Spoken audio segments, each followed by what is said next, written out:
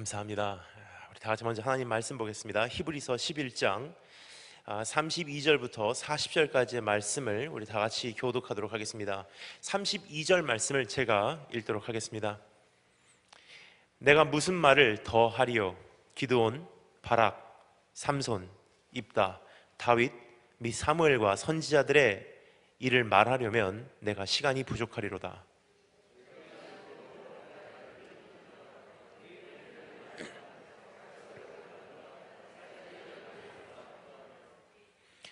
불의 세력을 멸하기도 하며 칼날을 피하기도 하며 연약한 가운데서 강하게 되기도 하며 전쟁에 용감하게 되어 이방 사람들의 진을 물리치기도 하며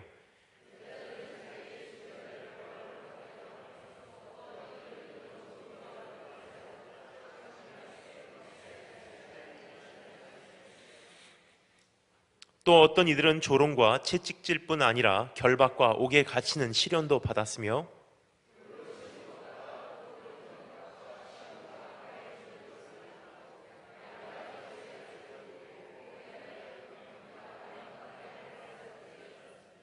이런 사람은 세상이 감당하지 못하느니라. 그들이 광야의 산과 동굴과 토굴에 유리하였느니라.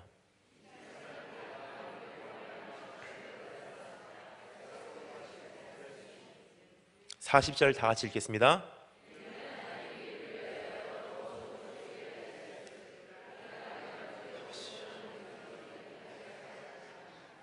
아멘. 다 같이 기도하겠습니다. 하나님 감사합니다. 오늘 이 밤에 우리에게 다시 한번 주님 음성에 귀를 기울이게 하시사 다시 한번 내 믿음 돌아보게 하시며 주님 나라 준비케 하심을 감사드립니다. 하나님 우리 인생을 보시며 민망히 여기시사 하나님 이렇게밖에 살지 못하는 한 사람 한 사람을 주님 다시 한번 찾아와 주시고 이렇게 세워주시며 주님 나라 꿈꾸게 하여 주기를 소원합니다. 하나님 오늘 이 시간 말씀을 전하는 자나 말씀을 듣는 자나 예수 그리스도의 보혈로 동일하게 덮어주시고 주 성령님께서 우리에게 친히 찾아오사 주님께서 말씀해 주시는 시간 되기를 소원합니다. 지금부터 시간을 우리 주님 손에 위탁하옵고 예수님 이름으로 기도합니다. 안녕하세요 여러분. 다니엘 김 선교사입니다. 오늘 이렇게 또 다시 뵙게 돼서 얼마나 감사하고 또 감사한지 모르겠습니다. 어제부터 우리가 3일 동안의 이 귀한 시간을 우리가 갖고 있습니다. 어제 저녁에는 주님 다시 오실 날 정말 얼마 남지 않았기에 내 본질을 확인하자 하는 그러한 마음으로 우리가 마태복음 5장 1절부터 12절까지의 말씀을 우리가 살펴보았습니다. 8가지의 하나님께서 크리스찬의 본질을 우리에게 확인시켜 주셨으리라 확신합니다. 여러분 이제 오늘 밤에는 우리가 그 어제 말씀에 이어서 이제는 본질뿐만이 아니라 믿음으로 한번 우리가 들어가 보도록 하겠습니다. 끊임없이 변해가는 세상 속에서 나로 하여금 이 한 시대를 감당케 하는 것은 무엇인가 라는 질문인 것입니다.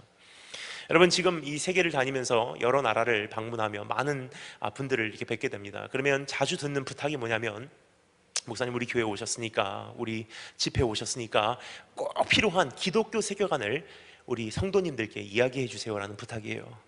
저는 그분들이 무슨 생각으로 저에게 그런 부탁하는지 모르겠습니다. 아마도 이런 이야기를 듣기를 원하시는 것 같습니다. 여러분 위대한 꿈을 꾸십시오. 위대한 비전을 품으십시오. 그럼 하나님께서 여러분을 위대하게 쓰실 것입니다.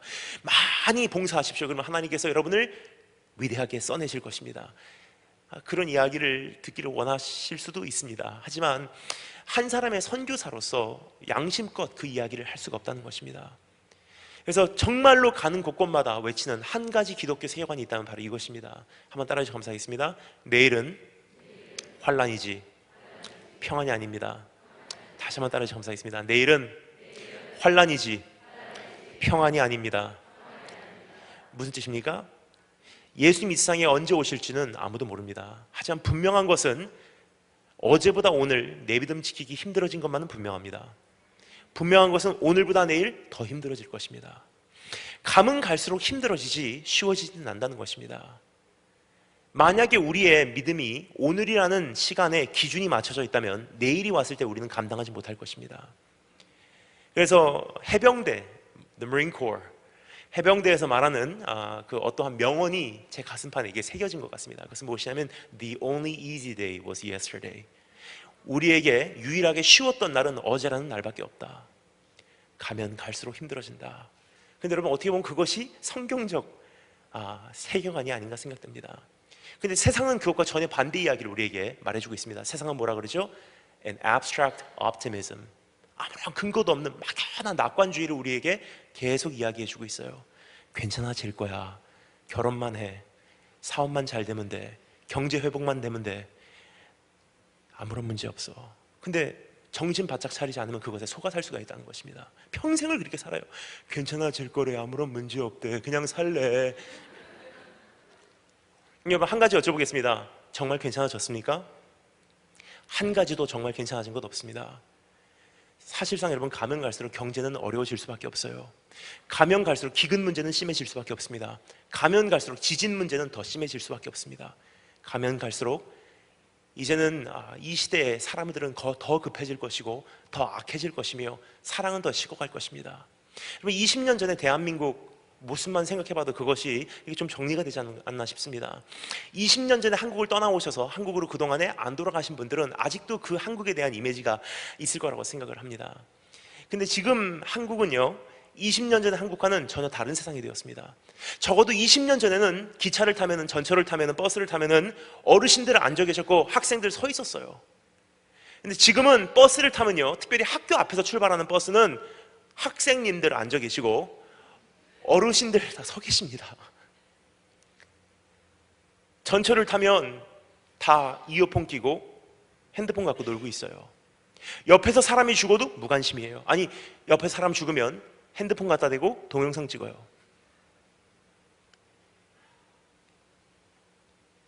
지금 여러분, 한국 사회에 지금 급속도로 그러한 변화를 지금 맞이하는 것을 바라볼 때 정말 내일이라는 날은 어떻게 될까? 다 자기밖에 모르는 사람이 운전하고 다니고, 다 자기밖에 모르는 사람이 대학교 입시시험 경쟁에서 치르기 시작하고, 치열한 사회가 됐다는 것입니다. 여러분, 이제는 임신해도 학교를 갈 수 있다는 법이 대한민국에서 통과하기 일보 직전입니다.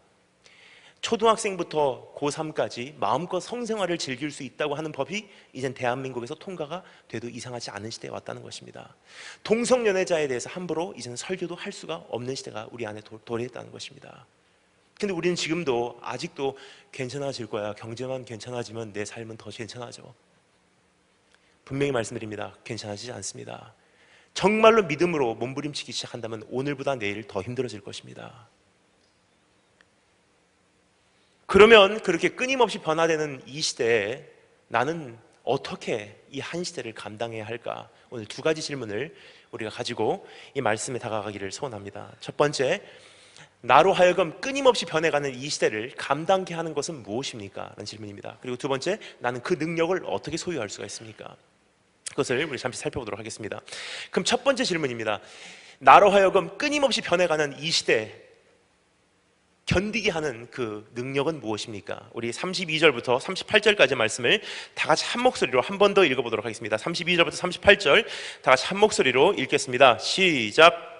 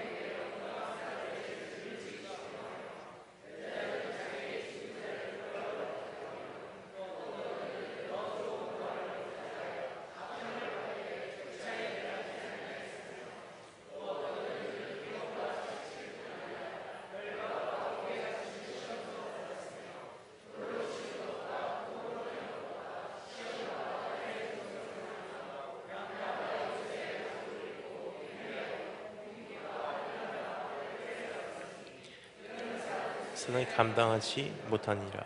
그들이 광야와 산과 덩굴의 통로에 유리하였느니라. 아멘.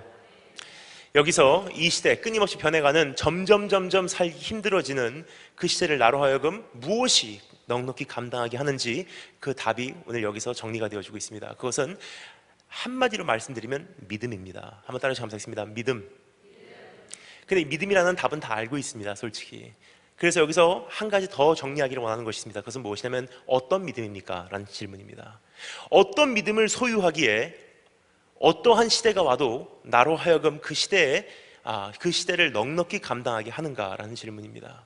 그 답은 여러분 오늘 이 말씀을 여는 한 키워드에 달려있다고 생각을 합니다. 그 키워드는 무엇이냐면 32절부터 35절 중반까지 이어져 있고 35절 중간부터 38절까지 또 한 세트의 얘들이 이렇게 목록으로 기록이 되어 있습니다. 그리고 딱 중간에 한 단어가 사용되고 있습니다. 그 단어는 헬라어 원어로는 alos라는 단어예요. 그것을 영어로는 there are others. 우리말로는 또 어떤 이들은 이라고 되어 있습니다. 그 한 단어를 전후로 두 가지 면에 믿음이 정리되어 있지 않나 싶습니다. 즉 여기서 말하고 있는 것은 바로 이것입니다. 이 양면성의 믿음을 동시에 소유하지 않으면 그 믿음은 이 마지막 시대를 감당할 수 없게 된다는 것을 우리에게 정리해주고 있는 것입니다. 그것은 무엇이냐? 잠시 살펴보겠습니다. 32절부터 35절 전반까지에 기록된 사람들을 한마디로 요약하면 어떤 사람들이냐? 죽을 뻔했다가 산 사람들의 기록이에요. 어떤 사람들은 죽을 뻔했다가 살아남을 당하고, 어떤 사람은 사자에게 던짐을 당했다가 하나님께서 살려내시고, 어떤 사람은 불에 던짐을 당했는데 그 불이 그 사람을 상치 못하였고, 죽을 뻔했다가 살아나고, 파괴될 뻔했다가 건져냄을 받고, 망할 뻔했다가 구원을 얻은 사람들의 모습이 기록되어 있습니다. 여러분 이것이 지금 구체적으로 지금 하나님께서 히브리서 작가가 우리에게 이렇게 목록을 정리해 주는 것 같습니다. 예를 들어서 불의 세력을 멸하기도 하며 라고 누구를 생각하죠? 불의 세력을 멸한 사람이 성경에 나옵니다. 누구죠? 다니엘의 세 친구죠. 사드락과 메삭과 아벳느고. 그렇죠? 사자들의 입을 막기도 하며 누구죠? 다니엘입니다. 사실상 죽을 뻔했다가 산 사람들의 기록이 지금 여기 기록되어 있는 기록입니다. 근데 그것은 어떤 것이 우리가 참 듣기 좋아하는 간증과 설교 내용이 아닌가 생각됩니다. 예를 들어서 어떤 분들이 이렇게 간증하세요. 참 듣기 좋아하고 우리에게는 참 큰 위로를 주는 그런 간증의 내용이 아닌가 생각됩니다. 예를 들어서 나는 죽을 뻔했습니다. 암을 가지고 있었습니다. 그래서 저는 사형 선고를 받고 한 달밖에 못 산다고 하는데 마지막 수단이라고 생각해서 저는 기도원으로 들어갔습니다. 하나님을 신뢰했습니다. 그리고 저는 기도했습니다. 기도하고 금식하다 보니 어느 날 제가 자는데 꿈을 꿨습니다. 근데 제 몸속에서 어떠한 구렁이가 나가더라고요. 그리고 그 다음날 아침에 일어나 보니 암세포가 다 죽어 있더라고요. 그러면 성도님들은 그런 간증 들으면 어떻게 하시죠? 아멘 그래요. 그리고 우리도 우리 삶 속에서 그러한 간증을 만들어내고자 하나님께 우리가 요구하기 시작한다는 것입니다. 그것이 어떻게 보면 보편적인 하나님의 도우심인 줄 우리가 이해하고 있지 않나 생각합니다. 하지만 여기서 주님께서 말씀하신 것은 바로 이러한 내용입니다. 그러한 단면적인 믿음으로는 이 시대에 감당할 수 없다는 거예요. 왜 그러냐? 주님께서 분명히 말씀하십니다. There are others. 또 어떤 이들은 똑같이 믿었는데 결과가 달랐다. 어떤 사람이죠? 정말 그 사람들도 주님을 신뢰하고 정말 주님을 믿었는데 결론은 그 구원하심을 경험하지 못했던 사람들이 반드시 있었다는 것입니다. 한 가지 예를 들겠습니다. 사도 베드로 첫 번째, 두 번째 중에서 어느 쪽에 속할까요?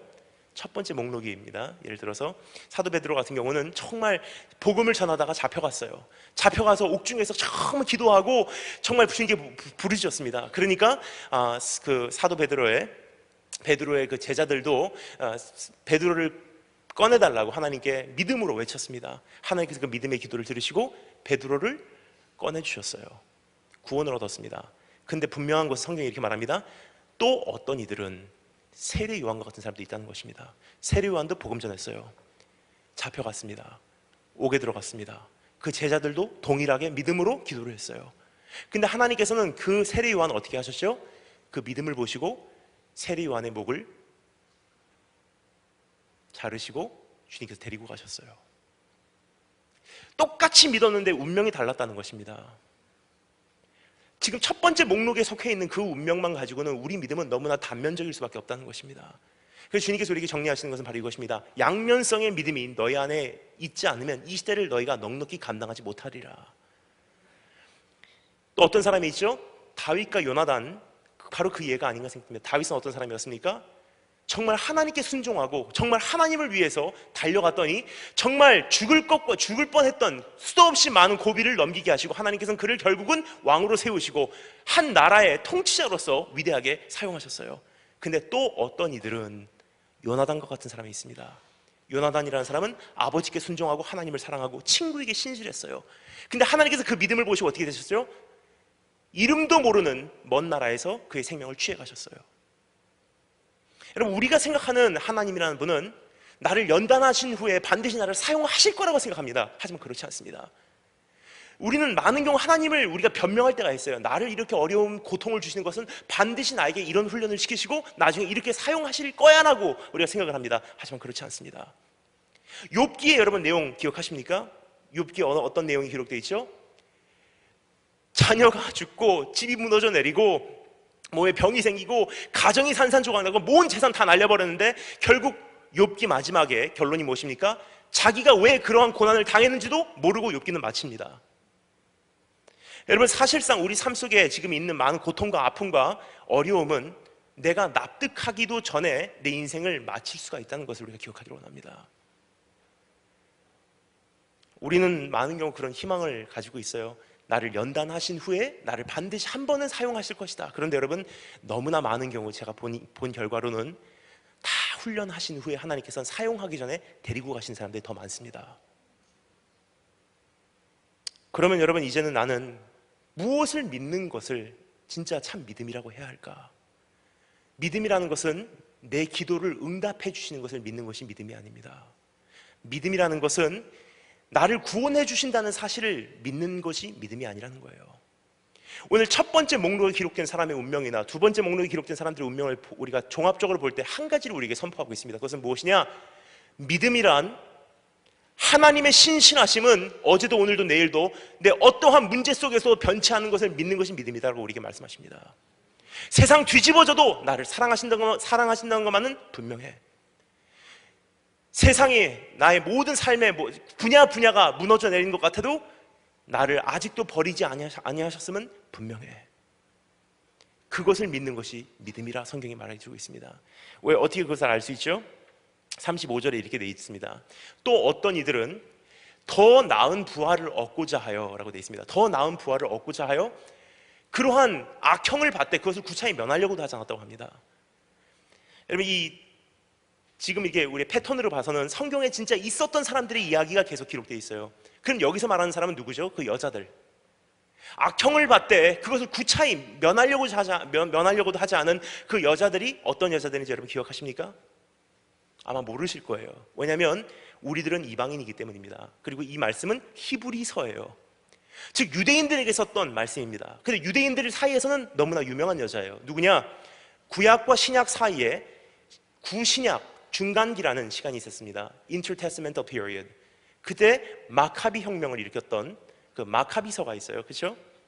그때 시리아 왕이 쳐들어와서 이스라엘을 점령하고 그때 모든 이스라엘의 귀족 가족부터 마을 한 가운데를 불러냈어요. 그리고 이제 유대인들에게 요구를 하기 시작합니다. 네가 네 하나님을 저주하고 부정한 음식을 먹고 네가 이 시리아의 왕에게 절을 하면은 살려주겠다. 근데 네가 네 하나님을 저주하지 않고 네가 그 부정한 음식을 먹지 않고 이 시리아의 왕에 무릎 꿇지 않으면 이제부터 한 명씩 죽여나가겠다. 근데 이 죽이는 그 내용들이요, 여러분 기록이 돼 있는데 여러분 이건 대단합니다. 한 가족 단위로 불러내요. 가족 단위로. 예를 들어서 어머니, 아버지 세워놓고 아들들, 딸들 세워놓고 한 명씩 불러냅니다. 막내부터 예를 들어서. 그러면 어떻게 되죠?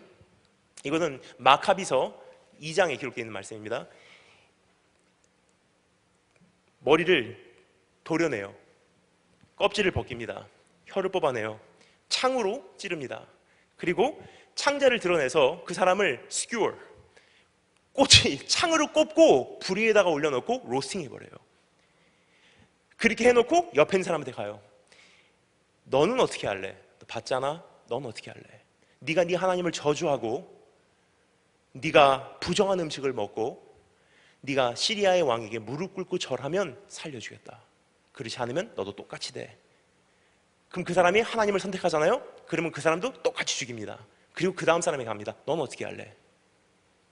가족 단위를 불러냈어요. 그 기록이 마카비서에 기록이 되어 있습니다. 근데 거기에 어떠한 내용이 있냐? 이런 내용이 기록되어 있습니다. 어떤 여인의 이야기예요. 7명의 아들이 있었습니다. 7명의 아들이 있었는데 그 어머니 보는 앞에서 아들들을 한 명씩 불러내서 그 자리에 세웁니다. 네가 네 하나님을 저주하고 부정한 음식을 먹고 시리아의 왕에게 절을 하면 살려주겠다. 그렇지 않으면 머리 가죽부터 도려내고 혀를 뽑아내고 창을 꽂고 너를 이제 산채로 로스팅하겠다. 근데 여러분, 그 어머니가 뭐라 그런 줄 아십니까? 아마 이 세상에서 그 아들과 어머니하고 마지막으로 나눈 대화였을 거예요. 어머니께서 옆에서 그러한 선택 앞에 선 아들들에게 이렇게 외쳤다고 기록이 되어 있습니다. 아들들아, 절대로 눈 하나 깜빡하지 마. 너의 생명 하나님께서 나에게 주신 거야. 주신 분께 돌려드려. 그러면 언젠가 하나님께서 더 좋은 걸로 너에게 허락해 주실 거야. 무슨 뜻입니까? 이런 뜻이에요. 이 눈 뽑아가려면 뽑아가라. 하나님께서 나에게 주신 것이니 주님께서 취하시고 싶으면 뽑아가라. 근데 먼 훗날 더 좋은 부활이 있는 그날에는 나에게는 더 좋은 눈으로 다시 한번 돌려주시리니 나는 하나도 아깝지 않다. 이 팔 뜯어가려면 뜯어가라. 하지만 이 팔 하나님께 오신 것이니 난 하나님께 돌려드리겠다. 그러면 신실하신 하나님께서는 나에게 언젠가 그대로 더 좋은 것으로 갚아주실 것이다. 한 명씩 한 명씩 아들들이 죽어갔어요. 여러분, 그 중에 어떤 아들은요, 이런 기록이 있습니다. 자기의 내장을 손에다가 담고 외쳤다고 합니다. 아버지, 이 내장 나에게 주셨습니다. 이거 하나님께 다시 한번 돌려드립니다. 그리고 더 좋은 것으로 나에게 허락해 주세요. 또 어떤 이들은 더 좋은 부활을 얻고자 하여 심한 고문을 받되, 영어로는 이렇게 됐습니다. 또 어떤 여인들은 이라고 되어 있어요. 또 어떤 여인들은 더 좋은 부활을 얻고자 하여 심한 고문을 받되 구차히 풀려나기를 원치 아니하였으며. 여러분, 우리가 생각하는 믿음의 단면적인 것은, 여러분, 이 끊임없이 변해가는 지금 이 마지막 시대에는 우리로 하여금 살아남지 못하는 믿음이라는 것을 우리가 다시 한번 기억하기를 원합니다. 이 양면성의 믿음이 없이는 이젠 살아남을 수 없다는 것입니다. 그러면 나로 하여금 끝까지 견디게 하는 그 믿음의 대상은 무엇이냐? 여기 말합니다. 더 나은 부활을 얻고자 하여. 더 나은 부활이라는 것은 무엇입니까? 부활이면 부활이지 더 나은 부활이란 무엇이냐? 여러분, 더 나은 부활이라는 것은 바로 이것입니다. 오늘 여기서 죽은 사람이 있다고 해도 제가 그 사람을 안수해서 그 사람이 살아난다 한들 그것은 부활이 아니란 사실이에요. 왜 그렇습니까? 오늘 여기서 죽은 사람이 살아난다 한들 이 사람은 다시 언젠가 죽는 날을 맞이하기 위해서 달려가지 않으면 안 되는 그 운명에 섰다는 사실이에요. 언젠가는 또 죽지 않으면 안 되는 운명이라는 사실입니다. 오늘 여기서 내가 문제가 해결된다 한들 여러분, 그게 솔직히 무슨 소용이 있습니까? 언젠가는 다른 방법으로 다른 문제 또 터질 텐데. 여러분, 성경에서 말하는 참된 소망, 더 좋은 부활이라는 것은 그냥 여기서 단순히 내 문제가 해결되고 내가 여기서 경제 해방되고 내가 여기서 가정이 회복되고 그 정도 단순한 문제가 아니 북한 말이 나올라갑니다. 아니라요.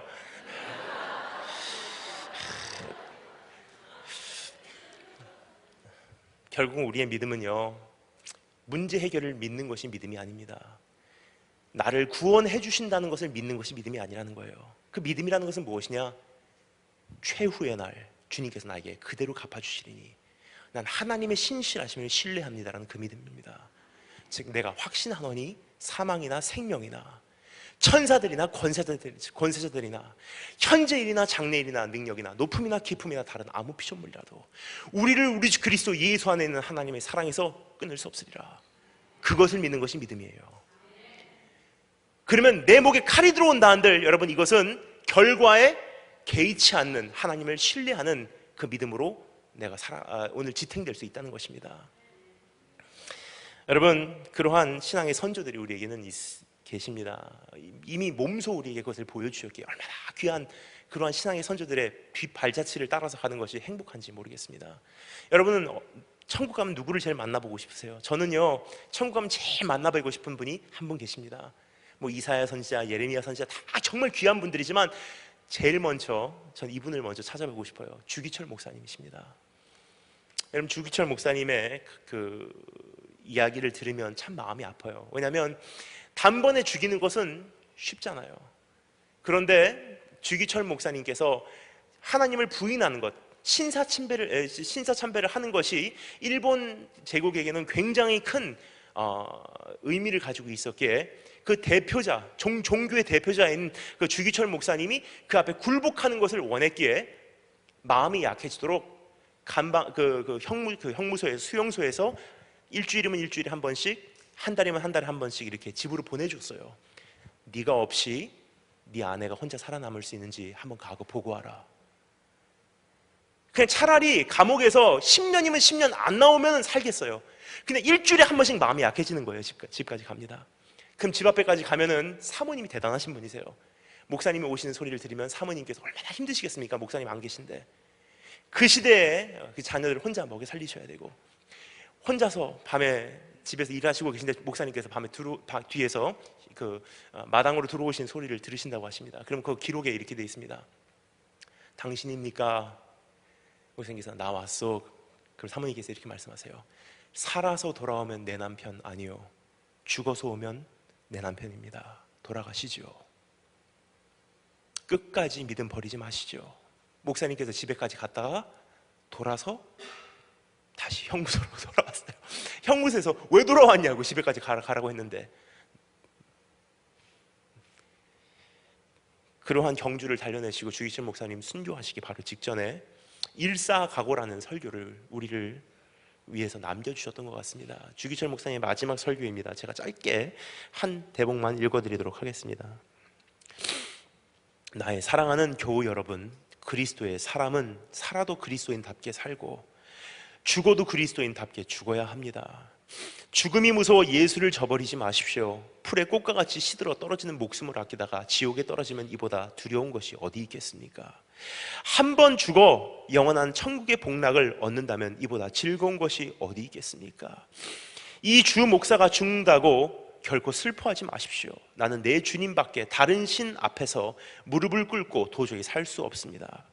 더럽게 사는 이보다 차라리 죽고 또 죽어 주님 향한 나의 정절을 지키려 합니다. 나의 주님을 따라서 가는 죽음은 나의 소원입니다. 나에게는 일사각오가 있을 뿐입니다. 소나무는 죽기 전에 찍혀야 푸르르고 백합도 시들기 전에 떨어져야 향기롭습니다. 세례 요한은 33세, 스데반도 청작년에 뜨거운 피를 뿌렸습니다. 이 몸도 시들기 전에 주님 앞에 제단의 제물이 되겠습니다. 나에게는 오로지 일사각오가 있을 뿐입니다. 한 걸음만 양보하면 그 무서운 고통을 면하고 도리어 상 준다는데 많은 사람들이 넘어갑니다. 말 한마디만 타협하면 살려주는 데는 용감한 신자들도 넘어지게 됩니다. 하물며 나같이 연약한 약졸이 어떻게 장기간의 고난을 견디어 배기겠습니까? 다만 주님께 의지하는 것뿐입니다. 예수께서는 끝까지 참는 사람은 구원을 얻으리라 라고 신신부탁하셨습니다. 여러분, 이 모든 분들이 결국은 고난을 받되 끝까지 그것을 구차히 면하려고도 하지 않았다는 것 한 가지, 더 나은 부활을 사모했다고 성경이 기록하고 있어요. 더 나은 부활이라는 것은요, 오늘 내 문제가 해결되는 것 말하는 건 아닙니다. 더 나은 부활이라는 것은 오늘 죽은 사람이 여기서 다시 한번 일어나는 것, 그거 말하는 것이 아닙니다. 더 나은 부활이라는 것은 무엇이냐? 마지막 날 최고의 영원한 그 부활을 가리켜 말하고 있는 것입니다. 결국 주님 다시 오시는 것이 내 마음에 불타오르지 않는다면 여러분, 우리는 끝까지 이 믿음을 지킬 수 없다는 것입니다. 여러분, 다른 방법으로 이 세상에서 지상 천국 누릴 수 있다고 하는데 누가 그 믿음 지키겠습니까? 말할 수 없는 나의 집이 저 나라에 있다는 것을 내가 정말로 확신한다면 그날까지 우리가 달려갈 수 있습니다. 하지만 그냥 막연한 이 세상에서도 얻을 수 있는 지상 복락이라고 한다면 주님 말고 다른 방법으로 내가 그것을 오늘 얻을 수 있다면 우리는 언제나 주님을 부인할 수밖에 없는 그런 존재라는 것을 우리가 기억하기를 원합니다. 여러분, 저에게는 그러한 재림이 마음에 있습니다. 주님 다시 오시는 것이 정말 기다려집니다. 어떻게 하다 보니 그렇게 된 것 같습니다. 근데 하나님께서 그것을 제 마음에 이렇게 하신 것 같아요. 그 이유는 저는 어렸을 때부터 그 집이라고 느껴진 데가 많이 없었던 것 같습니다. 10살 때까지 한국에 살았습니다. 10살 때까지 한국에 살면서 어제 말씀드렸듯이 이모, 삼촌, 할머니 댁에 있었어요. 그러니까 거기도 어머니, 아버지 집이 아니기 때문에 굉장히 집이지만 집이 아닌 집을 살았어요. 그리고 한국에 살면서 그 당시 얼마나 그 인종차별이 심했던지 저희 아버지께서 일본에 살고 계셨기 때문에 저를 보러 오실 때마다 일본 학용품을 갖다 주셨어요. 헬로키티. 그거를 가지고 이제 학교를 다녔습니다.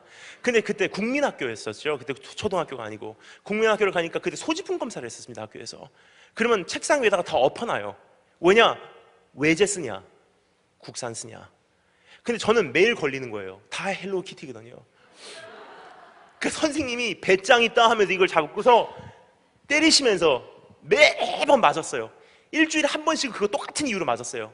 뭐냐면 이쪽 봐라. 그러니까 친구들이 쪽발이 아들이라 그랬어요. 제 어렸을 때. 일본 가면 괜찮아지겠지 생각했습니다. 아니더라고요. 한국에서 10살 때 일본으로 떠났습니다. 제일교포 3세 아버지께서 사시는 일본으로 가게 되었는데 그때는 좀 괜찮아질 줄 알았어요. 근데 일본을 막상 가니까 지금 한류 붐이라는 것이 여러분 하나님께서 제 개인에게 주시는 굉장한 위로입니다. 저는 제 평생에 이런 날이 올 거라고는 그 당시에는 상상도 못했어요. 그 당시 학교 가다 보면은 일본 중학교 옆에, 그러니까 저희 학교 옆에 일본 중학교가 하나 있었습니다. 모모치 슈가고라고 합니다. 학교를 가는데 그때 중학교 교문 앞에 있는 불량배들이 항상 저를 불러요. 오이 조센징, 고시고이. 조센징이래요. 학교 가도 일본 학생들에게 조센징으로 몰려다니고. 여러분 조센징이라고 매 맞아 보신 적 있으십니까? 미국 가면 괜찮을 줄 알았어요. 미국 오니까 사관학교의 첫날 You dirty chink. 검은 눈동자 검은 머리카락에 더러운 동양놈아 니네 나라로 돌아가라. 미국에 살던 10년 동안의 생활을 기억하면 10년 동안 짐을 쌌던 생각밖에 안 납니다. 그 러버메이드로 만든 큰 거기 그걸 한 두세 통 가지고 항상 자동차 뒤에다가 싣고 10년을 살았던 것 같습니다. 여름방학 되면 일단 짐을 빼고 여름에 누구에게 맡기고 내가 입을 수 있는 옷만 가지고 여름 기간을 지냅니다. 그리고 또 새 학기가 시작되면 학교와 기숙사에다가 다시 옮겨놓고. 그러니까 솔직히 저에게는요 여러분 밖에서 자는 거나 집 안에서 자는 거나 똑같더라고요. 가끔 물어봅니다. Are you gonna go home for Christmas? 크리스마스 날 집에 가냐고. 대답할 길이 없더라고요. Where's home? 근데 어느 날 주님께서 선교지로 보내시고 정리를 해주시더라고요. 행인과 나그네 됐다는 게 바로 그거야. 집이 없기 때문에 이제 네가 사모할 수 있는 집이 있어. 그날 그 집은 더 나은 부활이 오는 날까지 이루어지지 않는다. 하지만 나의 집에는 우리 아버지의 집에는 있을 곳이 많도다. 난 너를 위해서 그 집 준비하러 간다. 거기는 비자 문제 가지고 신경 안 써도 되는 데야. 거기는 뭐 추방당할 걱정도 없어. 나는 아무 공로 없으나 영광나라 계신 임금 나의 구주 예수라. 내가 그 집이 완성이 되면 너를 데리러 올게. 그날까지 너 그 길 가줄 수 있겠니? 그래서 저는 여러분 선교지 다니면서 참 이 노래가 저에게는 남다른 고백으로 이게 오는 것 같습니다. 저 멀리 배는 나의 시온성 오 거룩한 곳 아버지시. 내 사모하는 곳에 가고자 한밤을 세웠네. 저 망망한 바다 위에 이 몸이 상할지라도 오늘은 이곳 내일은 저곳 주복음 전하리. 그래서 주님 나라 가는 날이 기대가 되는 게 천국문에 딱 들어갈 때 주님을 딱 보는 순간 이렇게 할 것 같아요. 주님! 그러면 주님께서 딱 안아주시는 순간 막 울 것 같아요. 그러니까 어느 중학생이 전번에 이런 얘기 하더라고요. 목사님 왜 그러니까 천국은 눈물 없습니다.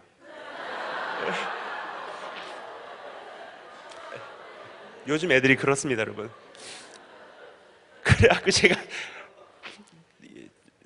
제가 있다 그랬어요. 근데 있는 것 같아요. 적어도 첫날은. 왜죠? 적어도 첫날은. 왜죠? 제 생각이에요. 제 생각입니다. 이거 큰일 납니다. 잘못 이해하시면. 제 생각입니다. 닦아줄 눈물이 있어야지 닦아주지, 여러분. 그쵸? 그래서 주님이 닦아주신다 그러잖아요. 적어도 첫날은 올 것 같습니다. 여러분, 근데 그뿐 아니라 더 좋은 부활이라는 것은 우리의 육체가 영화롭게 되는 그날을 말합니다. 그것에 비교하면 지금의 우리의 부활은요, 여기서 죽은 사람이 오늘 설령 살아난다 해도 이것은 비교가 되지 않는다는 거예요. 오늘 여기서 죽은 사람이 살아난다 해도 이 사람은 끊임없이 언제 죽을지 모르는 그 두려움을 가지고 살아야만 합니다. 오늘 여기서 내 문제가 모두 다 해결이 된다 한들 우리 남은 여생 다른 문제 분명히 터집니다. 더 좋은 부활이라는 것은 무엇입니까? 더 이상 죽음이 없는 것, 더 이상 눈물이 없는 것, 더 이상 아픔이 없는 것, 더 이상 이별이 없는 것. 그래서 여러분, 사도 요한이 반모섬에서, 저는 그 장면을 생각하면 정말 마음이 아파요. 정말 그 공감하는 이야기를 하더라고요. 반모섬이라는 것은 어떤 곳입니까? 사도 요한이 마지막에 요한계시록을 기록한 그곳에서는요, 죄수들이 가는 곳이에요. 완전히 먼 곳에 보내짐을 받아서 사면이 바다이고, 거기에서 이제는 사랑하는 사람을 보고 싶어도 바다 때문에 못 가는 거예요. 마지막 여생을 이렇게 맞이하는구나 하는데 주님께서 비전을 보여줄 때 뭐라고 말씀하시죠? 거기에는 더 이상 바다가 존재하지 않으며, 무슨 뜻입니까? 이별이 없다는 거예요. 주님 오시는 그날에는 우리의 모든 안에 있는 세포가 다시 살아납니다. 우리가 생각하는 부활은요, 그냥 죽은 다음에 우리 영만 날아서 하늘나라 가는 그 부활이 아닙니다. 주님 부활은요, 실질적인 부활이에요. 그래서 우리가 고백하지 않습니까? 몸이 다시 사는 것과 몸이 사는 거예요, 여러분. 그리고 주님께서는 이 세상에 오실 때 그냥 하늘나라 아닙니다. 주님께서 이 세상에 오실 때 정사를 메시고 오신대요. 여러분, 성경에 왜 끊임없이 왕과 백성들, 장군에 대한 예, 천부장, 백부장, 왜 그런 예들이 끊임없이 나올까요? 어떤 유대인 형제에게 물어봤어요. 왜 성경에는 끊임없이 정부에 대한 예가 이렇게 많이 나오냐고. 그 친구가 뭐라고 하는지 아세요? 그것이 실질적인 메시아의 나라기 때문에. 그래서 이사야서에서 뭐라고 말합니까? 그 왕이 오실 때는 어깨에 정사를 메고 왕으로 오신대요. 무슨 뜻입니까?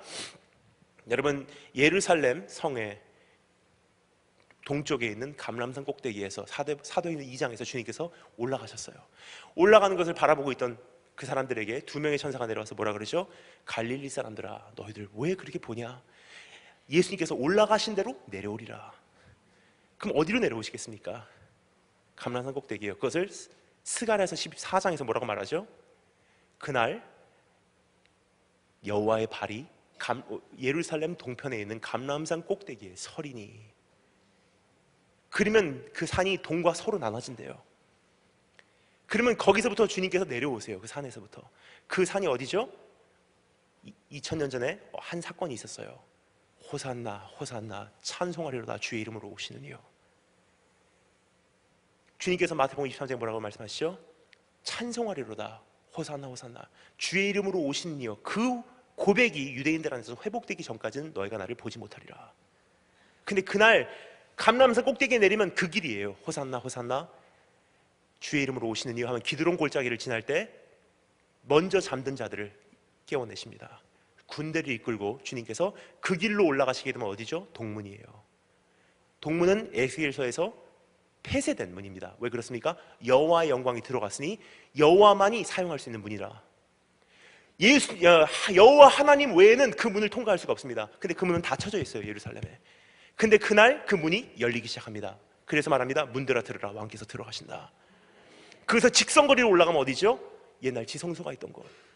다시 한번 율법이 시온에서 나오는도다. 그 주님께서 시온 한가운데서 온 열방을 통치하시기 시작한다는 것입니다. 그날 우리의 몸은 영화롭게 될 텐데, 우리의 몸이 어떻게 영화롭게 되냐? 영화롭게 된다 하면 우리가 참 이해하기가 힘들어요. 무슨 몸인가? 이렇게 생각하시면 가장 간단하지 않을까 싶습니다.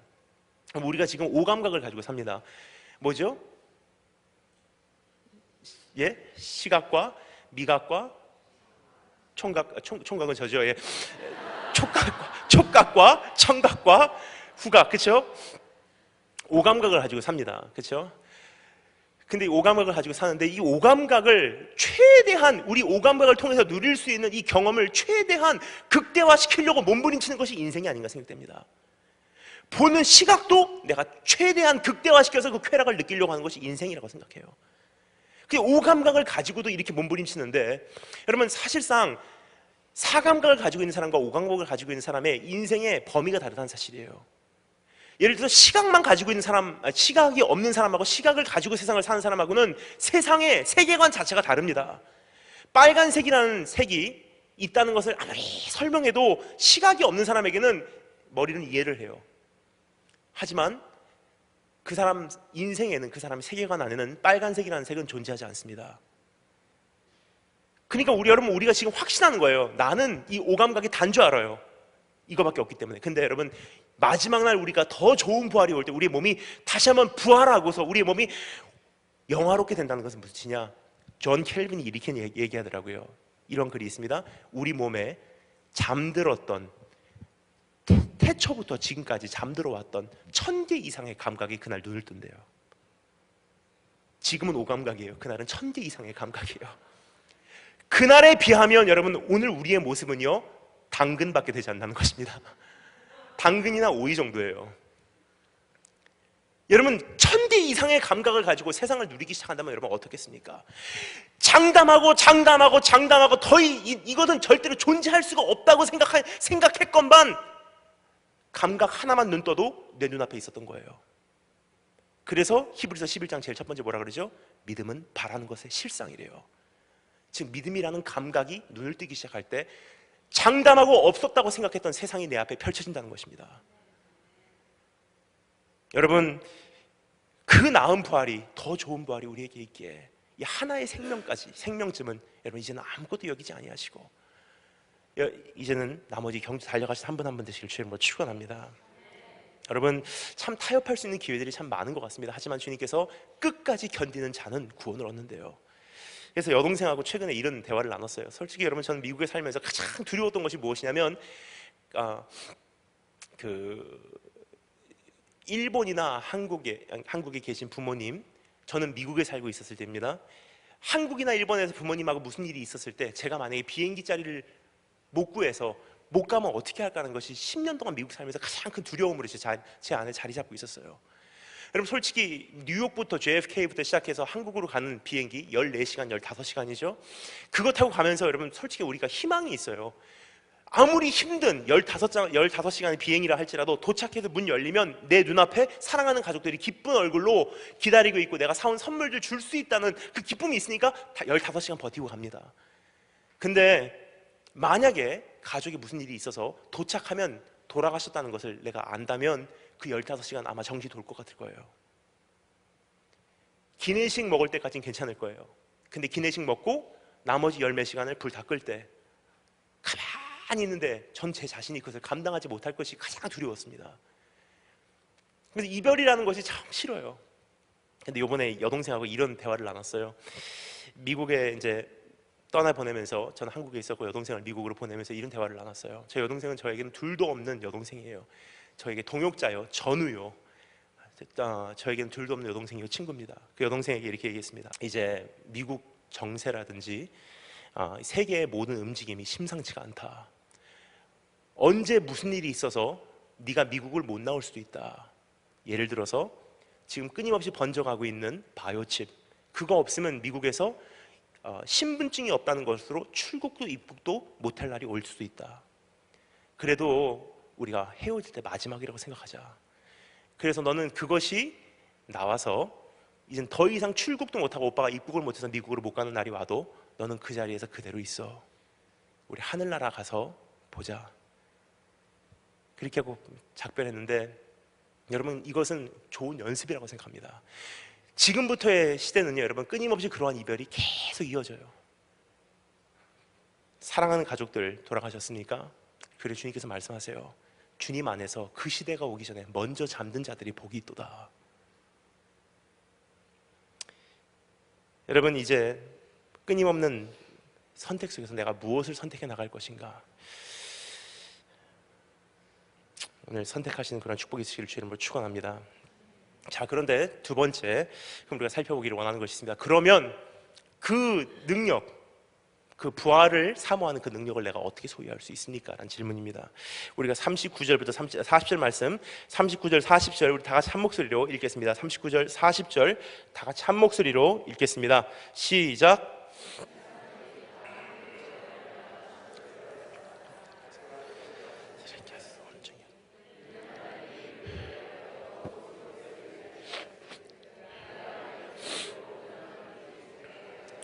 아멘. 여기서 한 가지 우리에게 보여주는 좋은 예가 있습니다. 우리의 신앙의 선조들은 그렇게 믿음을 지켰다. 그런데 그들은 멀리서만 바라보고 있었지 그 증거를 약속으로 받지도 못했다. 성취되는 것을 보지 못했다는 거예요. 근데 그들은 멀리서만 이제부터 이렇게 이루어지겠구나, 이제부터 그러한 부활이 정말 이루어지겠구나, 정말 우리의 몸이 영화로워지겠구나, 몸이 다시 사는구나 하는 것을 멀리서만 미리 바라보고, 그거 하나 바라보고 그들은 거기까지 갔는데, 하물며 너희들은 이미 그러한 약속이 성취된 시대에 살면서 더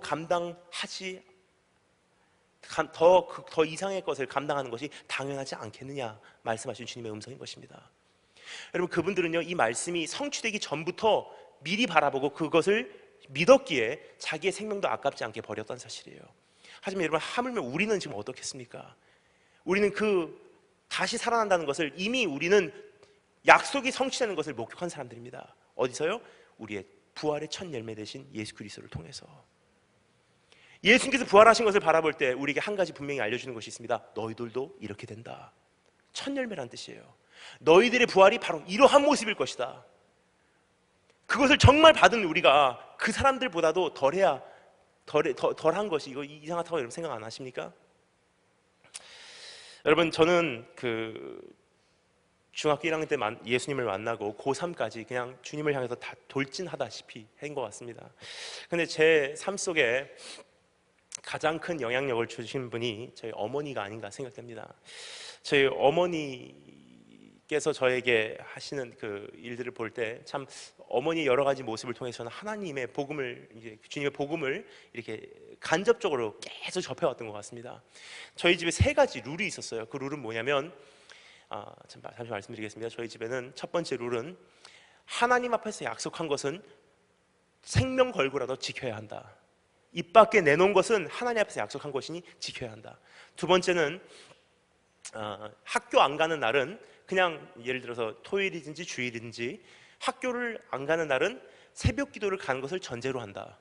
그리고 세 번째는 어머니께서는 웬만해서는 회초리 안 드세요. 참고 또 참으시고 참고 또 참으세요. 근데 어머니께서 회초리를 한번 드시잖아요. 그럼 세 번째 룰이 이젠 작동이 됩니다. 뭐냐면, 세 번째 룰은 무엇이냐, 그것이 몽둥이든지 아니면 회초리든지 한번 드실 때까지 오래 드는 거지, 오래 시간이 걸리는 거지, 한번 드신 이상 부러질 때까지 때려야지 끝난다. 이 세 번째 룰이에요. 전 그때 거기서 복음을 받습니다. 뭔지 아세요? 두 가지 면입니다. 첫 번째 면은 오래 기다리시는 어머니의 모습을 통해서 하나님 봤어요. 그게 뭔지 아십니까? 우리 하나님은요, 기다리시고 책망하시고 또 기다리시고 또 기다리시고 또 참으시고 또 참으시고 또 기다리시고 또 기다리세요. 근데 때가 차잖아요. 하나님께서 회초리 드세요. 근데 드신 이상 그것이 부러질 때까지 때리지 않으면 끝나지 않습니다. 나의 재정적인 문제, 하나님 회초리 들 때까지가 오래 걸립니다. 근데 한번 드신 이상 말리는 사람이 있어도 안 끝나요. 오히려 말리는 사람도 같이 다칩니다. 그런 경우 참 많습니다. 하나님께서 정해놓으신 때가 다 차고, 하나님께서 정해놓으신 그 고난의 분량이 다 차기까지는 하나님께서는 그 고난을 거둬가지 않으십니다. 참 무서운 하나님이세요. 근데 또 두 번째 모습이 있어요. 그것은 무엇이냐면, 저희 어머니께서 저를 때리시는데 정말 기다리고 또 기다리고 또 기다리고 또 기다리다가 회초리 어느 날 드시잖아요. 근데 때로는 이모들을 불러요. 얘야, 그 회초리 좀 갖고 와. 그러면 이모들이 회초리를 갖고 오면 좋은데, 저를 생각해서 이모들이 회초리를 저를 생각해서 좀 이렇게 가는 거 갖다 주시면 좋은데, 때로는 왜 하면서 이만한 걸 갖다 주세요. 그럼 저희 어머니께서 어떻게 하시냐, 말은 지키셔야 되니까 룰은 룰이에요. 그럼 어떻게 하시냐? 회초리를 가지시고 저를 한 대 때리고, 부러뜨려야지 끝나니까 저를 한 대 때리시고 바닥을 치시고, 저를 한 대 치시고 바닥을 치시고, 너 왜 이렇게 하냐면서 바닥을 치시고 저를 한 대 때리고 어머니를 때리고 바닥을 때리고 결국은 부러뜨려요. 우리 주님이 그러세요. 하나님께서 정해놓으셨어요. 죄의 삭은 사망이라. 근데 어떻게 하셨습니까? 회초리를 드시려고 그러니까 이것 때렸다간 죽겠어요. 그럼 어떻게 하시죠? 하나님 자신을 때리세요. 예수 그리스도 십자가에 못 박아버리셨어요. 약속 지키셨어요. 우리도 구원하셨어요. 그런 룰이 있었는데 어느 날 제가 어느 집회에 참석했습니다. 고등학교 1학년 때였습니다. 근데 그 집회에 오신 강사 목사님께서 한국의 유명한 목사님이세요. 근데 그분께서 설교를 하시는데 갑자기 이런 말씀을 하시더라고요. 여기서 하버드 가기를 원하시는 사람이 있습니까? 그러니까 제 고1이었기 때문에 대학 준비를 해야 되니까 전 것 같아요. 그래갖고 할렐루야 접니다. 그러니까 그 목사님께서 여기 하버드 가기를 원하는 사람이 있으면 앞으로 나오십시오. 안수해드리겠습니다. 그래서 제가 일본에 살 때 일입니다. 일본 교회에 방문하신 목사님이셨어요. 그리고 저도 하버드 가기를 원합니다. 앞으로 나갔어요. 목사님께서 안수를 해주시는데 저쪽부터 안수하시기 시작하더라고요. 저쪽부터 이렇게. 전 가운데 있었어요. 근데 제가 첫 열매를 먹어야 된다는 그 항상 생각이 있어서 막 달려가서 옆에 있는 사람 비키라 그러고 제가 먼저 안수를 받았어요. 그 안수 받는 것도 그냥 받으면 안 돼요. 그 왼손 오른손 중에서 오른손으로 받으려고 그렇게 욕심이 있었던 것 같습니다. 근데 목사님께서 기도하시는데 이렇게 말씀하시더라고요.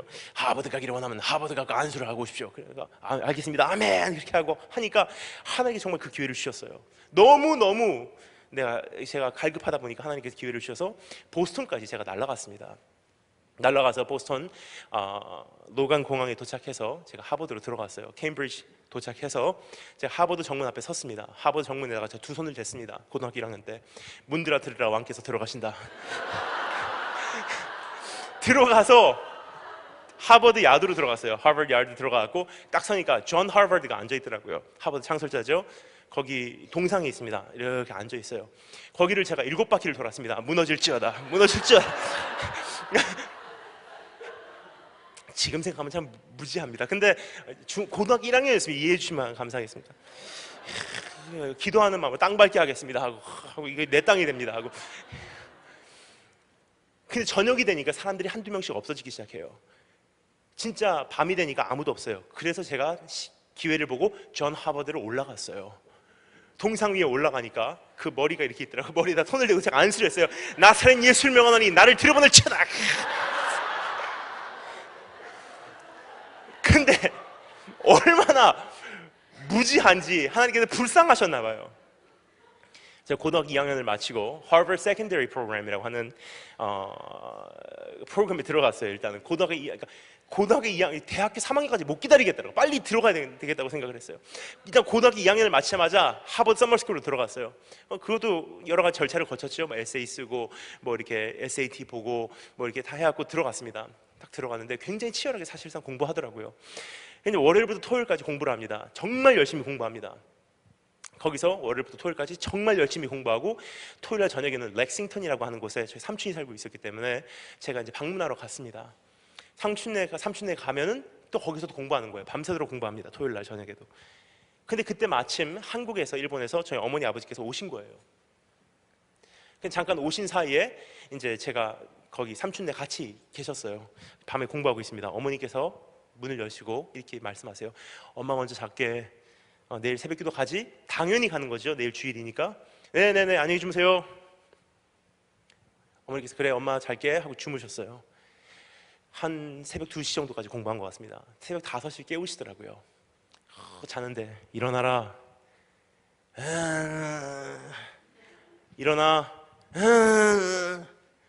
일어나라니까 새벽기도 가야 된다니까. 못 가요. 피곤해요.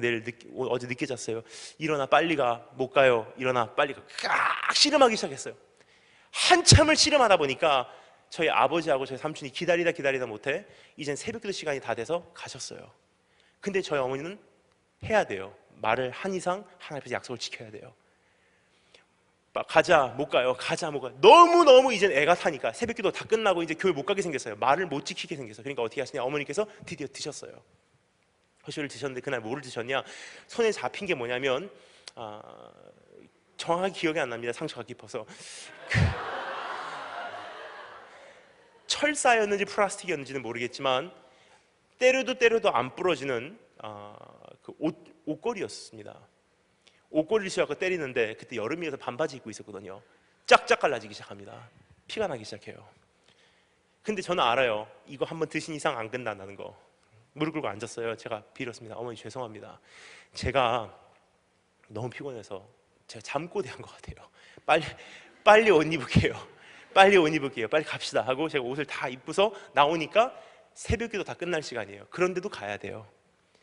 주무시는 외숙모 깨워서 운전 좀 해달라고 해서 외숙모가 운전하시고 어머니 옆에 타시고 제가 뒤에 타고 새벽기도 도착했어요. 다 끝났어요. 새벽기도 가실 분 성도님들 다 기도하시다가 다 가시고 이제 들어가니까 두세 분 정도 혼자서 개인 기도하시고 계시더라고요. 들어갔어요. 저희 어머니께서는 제일 앞자리에 앉으시고 전 뒤에 들어가서 이런 생각했어요. 은혜 받나 봐라. 들어가자마자 제일 뒷자리에 앉아갖고 머리를 숙이는 순간 여러분 저는 지금까지 잊혀지지 않습니다. 제 평생 제일 은혜스러운 새벽기도였던 것 같습니다. 그때 딱 앉는 순간 저도 그렇게 의도하지 않았어요. 제 마음에는 그러한 준비도 되어 있지 않았습니다. 근데 갑자기 하나님께서 저에게 주시는 생각의 정리가 바로 이런 고백이 저의 입을 통해서 나오더라고요. 하나님, 이제부터 미국 생활을 혼자 해야 되는데 혼자서 믿음 지켜가야 되는 이제부터 수도 없이 많은 날들이 나에게 있을 텐데 오늘 어머니의 손길을 통해서 나에게 가르쳐 주시면 감사합니다. 믿음 잃으면 죽음이라는 거. 그때 하나 되새기며 계속 믿음을 지켜오지 않았나 싶습니다. 여러분, 우리 학생들을 보면서 참 마음이 안타까운 것이 이 학생들이 믿음을 지킬 수 없는 이유가 한 가지라고 생각합니다. 집에서 부모님이 양면성 보여주거든요. 권사님, 장로님, 집사님, 교회 직분자들, 자녀지만 근데 집에서는 교회에서는 믿음 생활 열심히 하세요. 근데 집에 감과 동시에 아이들은 알아요. 우리 엄마 아빠는 하나님도 중요하지만 내 성공이 더 중요하다는 것. 근데 이 아이들은 안 나타내요. 어느 순간이 오기까지. 근데 자기 인생에 어떠한 선택을 해야 될 때는 이미 그러한 정서가 바탕이 깔렸기 때문에 하나님을 웬만해선 타협할 수 있는 존재로 믿음 생활 결국은 안 하게 된다는 것입니다. 여러분, 정말 부모님들이 하실 수 있는 한 사역 있습니다. 교회의 어떠한 전도사님이 책임이 아닙니다.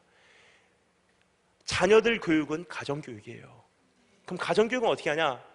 부모인 나부터라도 하나님이 내 자녀에게 양면성 보여주지 않겠습니다. 정말 내 자식을 죽이는 한이 있더라도 나는 내가 말한 것 지켜내겠습니다. 여러분, 오늘 이 가운데서 주님께서 이제부터 시대 어떻게 살래 물어보신 주님의 음성 우리가 듣기를 원합니다. 이제부터 시대 어떤 시대인 줄 아십니까? 저는 작년에 1월 달에 카이로에서 혁명이 일어났을 때 카이로에 있었습니다. 제 눈앞에서 타하릴 광장에서 돌 날라와 사람 머리가 터지는 거 그대를 목격하고 이렇게 하고 있는 사이에 앞에서 경찰과 군대와 그 시민들이 충돌하는 거 그 가운데 서 있었어요. 근데 그것을 보면서 마음이 아팠던 것은 모든 분들이 그것을 어떻게 이해하시냐, 이제 중동이 민주화가 될 것이다 그렇게 생각을 하시더라고요. 근데 그렇지 않습니다. 이 똑같은 예를 이미 우리가 1979년에 보았잖아요. 1979년까지는 여러분 중동 땅에서 제일 친이스라엘, 친유대, 친미였던 국가가 있습니다. 어디였죠? 이란, 팔레비 왕국대였습니다. 근데 그때까지는 여러분 이집트라는 나라는요 최고의 반이스라엘, 반유대, 반미 국가였었어요. 근데 이란과 이집트가 운명을 바꾼 것 같습니다. 이란이 반이스라엘, 반유대로 호메이니 혁명을 통해서 바뀌기 시작하고 반대로 이집트는 어떻게 됐죠? 무바라크 정권이 들어서면서 친미, 친이스라엘, 친유대로 왔어요. 그렇게 지난 30년 동안 쭉 오다가 갑자기 이번에 희한한 일이 일어나기 시작합니다. 근데 그 일이 일어나기 전에 3년 전부터 이미 바탕이 깔리기 시작했어요. 3년 전에 어떤 일이 있었는지 아십니까? 3년 전까지만 해도 여러분 터키라는 나라는 굉장히 친이스라엘, 친미, 친유대였었어요. 이스라엘의 1대 수상 벤구리온이라는 수상은 터키의 이스탄불 대학 출신입니다. 그 정도로 굉장히 친했거든요. 이스라엘과 터키가. 근데 3년 전부터 터키가 이스라엘을 향해서, 미국을 향해서, 유대인을 향해서 등을 돌리기 시작합니다. 터키, 이란은 이미 반이스라엘, 반유대, 반미죠. 그러면 이집트 어떻게 됐습니까? 이번에 혁명을 통해서 뚜껑을 열고 보니까 이것이 민주화를 위한 혁명이 아니라 어떤 혁명이었죠? 이슬람 혁명이었었어요. 저는 그 선거하는 날 이집트에 있었는데 그 이집트에 선거하는 그 모든 거기 후보들을 보니까 깜짝 놀랐습니다. 모든 후보들의 사진이 다 수염 이렇게 기르고 검은 모자 쓰고 있는 사람들이에요. 이슬람 형제단입니다. 그 선거가 끝난 이후로 지금 예측이 되는 것이 아마 70%에서 많이 보면은 85%까지 정부에 일하는 모든 사람들이 이슬람 형제단 또는 셀라핀이라고 해서 이슬람 과격분자들이 될 것이라는 것이 이제부터의 예측입니다. 그렇게 되면 어떻게 되죠? 터키, 이집트, 이란 삼각대를 이루어서 모든 중동 국가는 지금 하나로 연합을 해가고 있다는 사실입니다.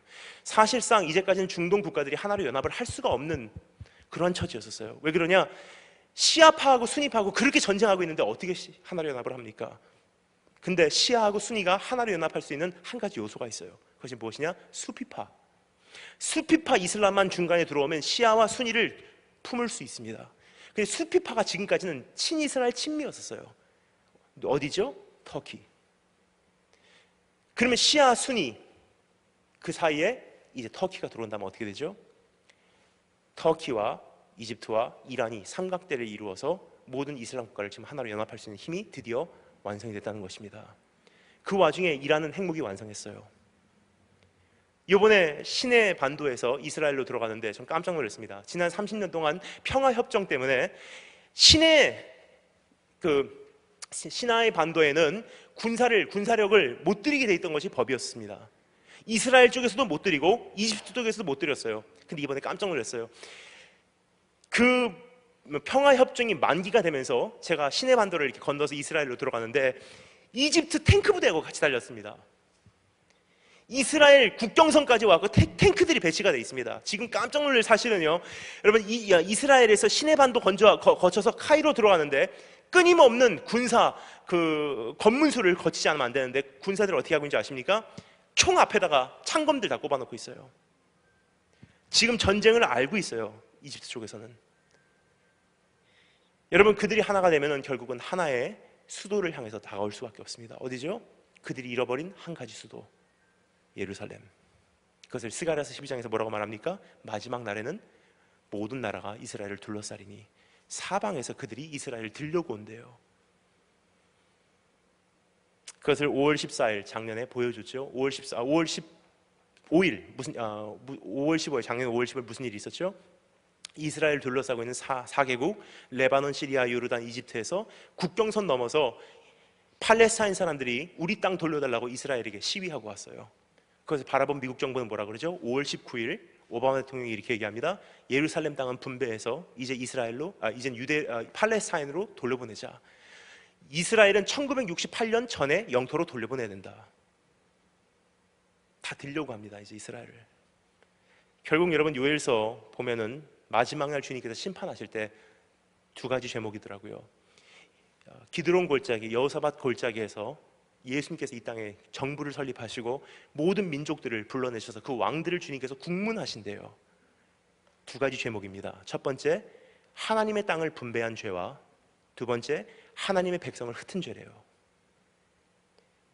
이제 근데 모든 세상의 나라들이 지금 그러한 일들을 하려고 지금 유엔을 앞세우고 지금 진행하고 있어요. 그러한 시대에 살고 있는데 여러분 우리가 친이스라엘, 이스라엘을 위해서 기도합니다. 그거 할 때 여러분 우리가 쉽게 할 수는 있습니다. 하지만 여러분 문제가 있습니다. 미국이라는 나라가 전체적으로 반이스라엘을 돌아서는 그날 그 쫓김이 유다에까지 이르리라 그랬어요. 무슨 뜻입니까? 우리들도 설 자리가 없어진다는 것입니다. 이스라엘을 위해서 기도하는 자, 이스라엘을 사랑하는 자, 이스라엘을 위해서 정말 중보하는 자는 세상이 이스라엘에게 등 돌리기 시작하는 그날 우리들도 설 자리가 없어진다는 것입니다. 지금부터 가야 될 길은 더 좁은 문이라는 사실이에요. 점점 힘들어져요. 내 목에 칼이 들어오고 너 어떻게 할래? 그러면 여러분 어떻게 생각하시겠습니까? 문제 해결 바라는 그 믿음으로는 살아날 수 없습니다. 예수님 통해서 뭔가 잘 되고 싶은 그거 바라서는 안 되면 어떻게 하실래요? 그래서 주님께서 우리에게 본질을 가르쳐 주셨어요. 사역을 다녀온 주님의 제자들이 이렇게 말하죠. 주님, 우리가 주님의 이름으로 명하니까 귀신도 나가더라고요. 너무 감사하더라고요. 그러니까 주님께서 뭐라고 말씀하시죠? 그거 갖고 기뻐하지 마라. 하늘나라의 생명책에 너의 이름이 기록되어 있는 거 가지고 기뻐하라. 무슨 뜻입니까? 바로 이런 뜻이에요. 너 마귀가 나간 거 가지고 기뻐하면 너 내일 마귀 안 나가면 너 뭐 갖고 기뻐할래? 기도 응답 받은 거 가지고 기뻐하면 너 내일 기도 응답 아니고 다른 방법으로 문제가 이렇게 진행되면 너 뭐 갖고 기뻐할래? 네 병이 난 거 가지고 기뻐하면 내일 병이 안 나면 너 뭐 갖고 기뻐할래? 본질이 아니란 사실이에요. 본질이라는 것은 변하지 않는 것을 본질이라고 합니다. 우리의 본질적인 기쁨은요, 문제 해결에 있지 않다는 사실이에요. 우리의 본질적인 기쁨은 어떠한 내 문제의 해결에 있지 않다는 것입니다. 어제 본질을 살펴보면서 우리가 한 가지 확신했습니다. 그것은 흔들리지 않는 것. 오늘 이 말씀을 통해서 우리가 그 본질의 정체를 우리가 발견할 수가 있습니다. 그것은 무엇이냐?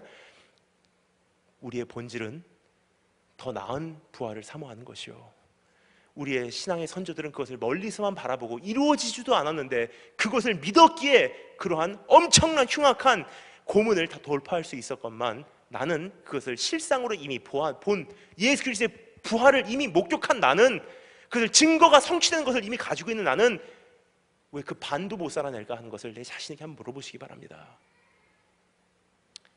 여러분, 주님 오실 날 정말 가까워지며 오늘 세계가 어두워지고 있습니다. 한번 타협하기 시작하면 끊임없이 타협할 일들이 많이 있을 거라고 생각합니다. 하지만 한 번 선택하면 내 생명 내려놓는 일이요, 이제 어떻게 선택해 나갈까 한번 생각하시는 한 분 한 분 되실 주님을 축원합니다. 여러분, 저는 중학교 1학년 때 예수님 만나고 고3까지 6년 동안을 주님을 사랑하며 달려오면서 한 가지 이제 제가 생각한 것이 있다면, 제가 주님을 사랑했던 방법을 7가지로 이렇게 정리를 할 수 있다고 생각합니다. 그렇게 해야지 복 받으니까 한 거 아니에요. 단지 제가 주님을 너무 사랑하다 보니까 내가 학생으로서 드릴 게 없더라고요. 돈을 드리겠습니까? 제가 뭘 드리겠습니까? 생명 드리겠습니다 해도 좀 구체적으로 뭘 드리고 싶은지를 제가 한번 생각을 해야만 했습니다. 그래서 가만히 졸업할 때 보니까 제가 7가지 방법을 주님 앞에 드렸더라고요. 그 7가지 잠시 말씀드리도록 하겠습니다. 이게 결국은 학교 신문사에 출판이 됐어요. 학교에 이제 졸업생들을 이제 학교 신문사에서 와서 졸업하는 후배들에게 좀 좋은 말 좀 남겨달래요. 친구들에게 물어봤습니다. 너희들 무슨 말 남길래? 그러니까 친구들이 또 쓸데없는 말을 남기더라고요. 나를 닮지 말아라, 아니면 좋은 대학 가라, 열심히 공부해라. 저도 고민을 했어요. 무슨 말 남길까? 아무리 생각해도 좋은 말을 남길 수가 없어서 가만히 생각하다 보니 하나님께서 저의 마음에 한 가지 주세요. 네가 6년 동안 중학교 1학년 때 예수님 만나고 고3까지 6년 동안 네가 나를 사랑해온 그것을, 그 모습을 남기고 가라. 가만히 생각하니까 7가지 방법이 생각이 되더라고요. 다니엘이즘, 다니엘의 7가지 법칙입니다. 첫 번째 법칙, 나는 절대로 알코올을 입에다 대지 않겠습니다. 두 번째 법칙, 나는 절대로 담배를 입에다 대지 않겠습니다. 여러분, 그렇게 해야지 복 받고 그렇게 안 하면 벌 받으니까 한 거 아닙니다. 단지 제가 주님을 사랑하기 때문에 어떻게 사랑해드릴까 하다가 제가 주님을 사랑하는 표현이었을 뿐입니다. 세 번째 법칙, 나는 절대로 결혼 전에 관계를 갖지 않겠습니다. 네 번째, 나는 절대로 주일에는 성수주일 생명 걸고 지켜내겠습니다. 다섯 번째, sugar free, caffeine free, 설탕 먹지 않고 카페인 마시지 않겠습니다. 이건 지금도 매일같이 끊임없이 어기고 있습니다.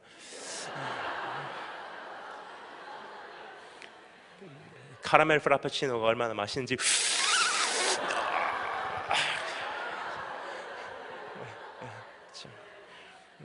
카페인 차지, 슈거 차지.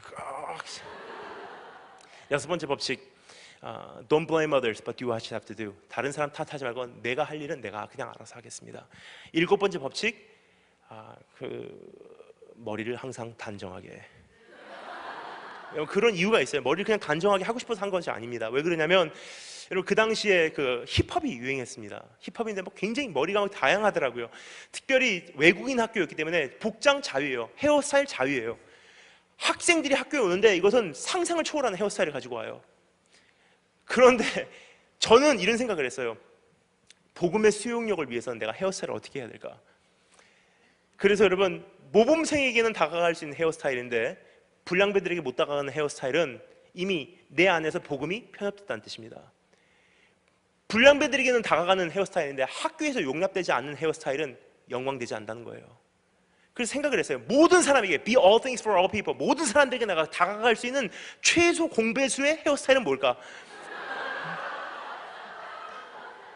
그렇게 학교 출판이 됐어요. 그러니까 학교에서 이제 신문사 출판이 되니까 주님께서 기뻐하셨던 것 같아요. 얘는 정말 그렇게 살았어. 그걸 증명하시러 원하셨던 것 같아요, 학교에서. 그러니까 그 출판이 되니까 친구들이 보잖아요. 근데 그때 마침 저희들이 중국 북경으로 수학여행을 갔습니다. 수학여행을 갔는데 그냥 수학여행 갔다 오면 의미가 없으니까 보다 의미 있는 수학여행 하자고 저희 학교에서 이제 콘서트를 준비해서 갔어요. 그래서 공연을 하는 거예요. 중국에서 만리장성, 천안문 광장, 뭐 자금성 그런 데서 이제 공연을 합니다. 중국집 아닙니다. 이건 중국의 지명이에요.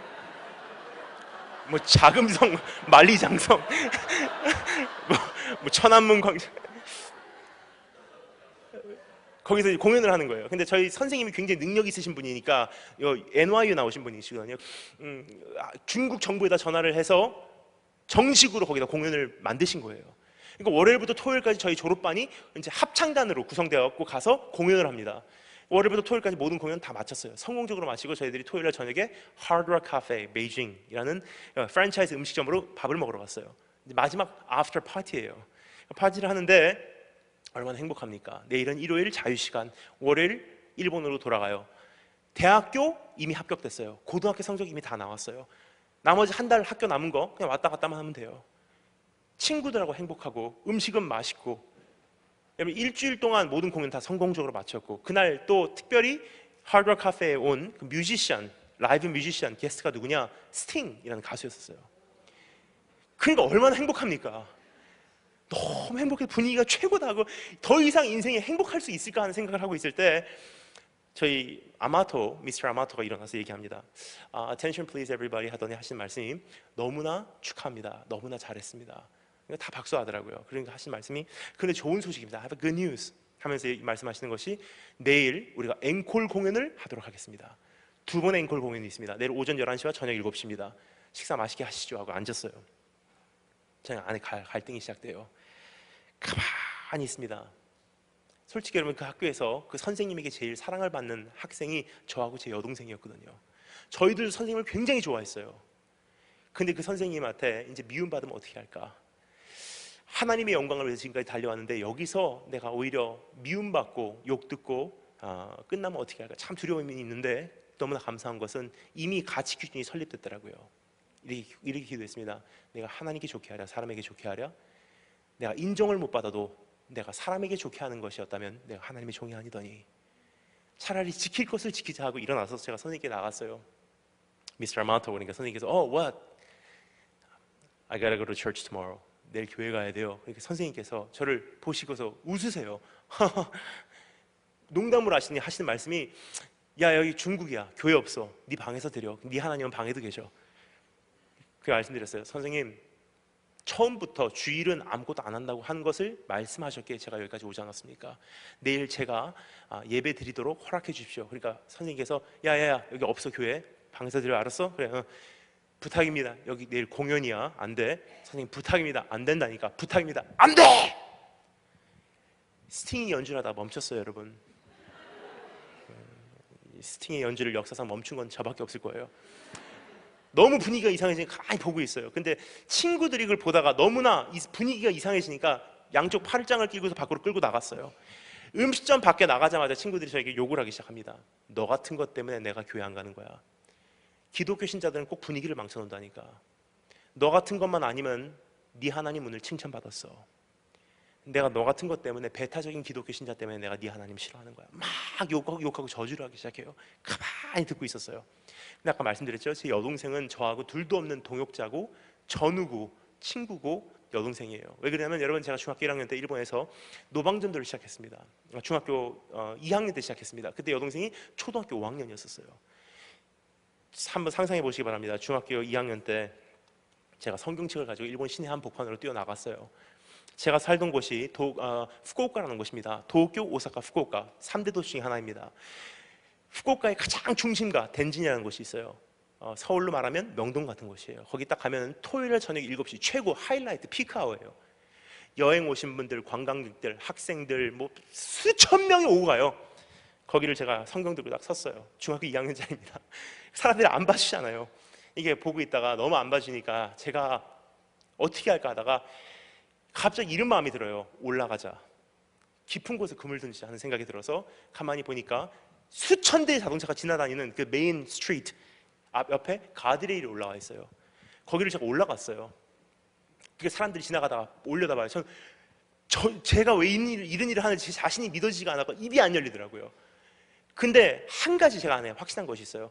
한 말씀, 내가 외칠 수 있는 말씀 외치겠다 해서 이거 들고서 외치는데 예수 그리스도, 예수 그리스도, 예수 그리스도 1시간을 외쳤어요.